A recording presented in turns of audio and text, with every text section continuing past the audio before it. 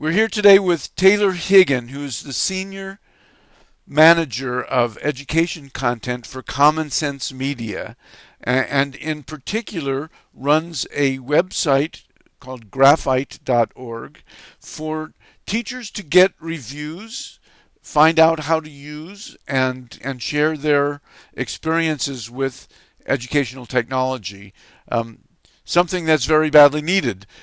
Tanner, you're participating in a panel on doing good game design. Tell us about that and what's exciting about it to you. So the idea behind the panel is that we've been seeing a trend in video game design and development, I think, in recent years, both for the consumer markets and educational markets, towards exploring more serious, complex issues that often contain a lot of emotional content. So we're seeing design try to elicit empathy in players.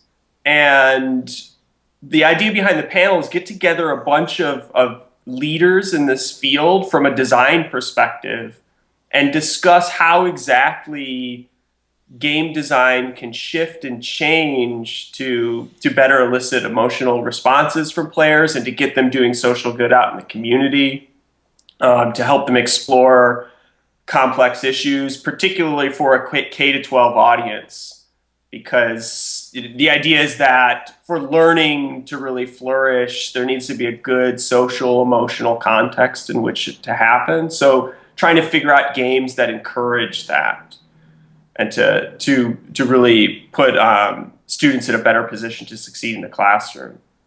Um, what about your other panelists? What kind of ranges of experience do they have? Yeah, so we have a really great range, I think. We've got Jessica Berlinski, who's teamed up with Trip Hawkins, the guy who created EA, to launch a company called If You Can, who's developed, is in the process of developing, hasn't yet launched a game called If. That's a sort of role-playing game that's all about getting kids to confront emotional challenges, learn how to deal with emotions, to be more receptive, learning basic social skills. Then we got Jesse Shell, one of the leaders in this space, who created Shell Games, works at is a distinguished professor at Carnegie Mellon, who's launched a bunch of games in the past, but has a game I think that's undergoing clinical trials right now about um, preventing or AIDS education, essentially, particularly targeted at minority youth.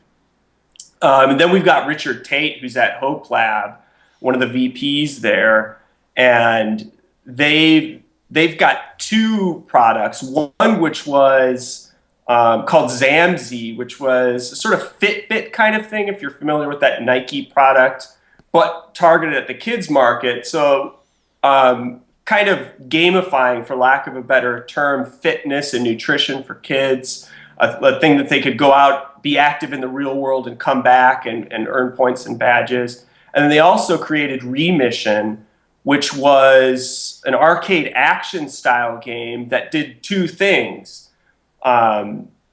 First, it informs people about cancer treatment and biology, while also helping kids undergoing cancer treatment to deal psychologically and emotionally with that process by getting a sense of control over it through gameplay. Oh, fantastic! A really great resource for kids who don't have a lot of resources that are interesting to young people in the cancer world. So, Yeah, it gives it's a I mean it's a great example of this kind of game design because it's both educational, but then also just personally productive because it gives them a sense of power and control and gives them access into a really the complex biology of cancer and what's going on in their bodies through a more accessible, interesting, fun method. well, It sounds like a really promising field and a great panel. So thank you, Tanner. Yeah, thanks for having me. Appreciate it.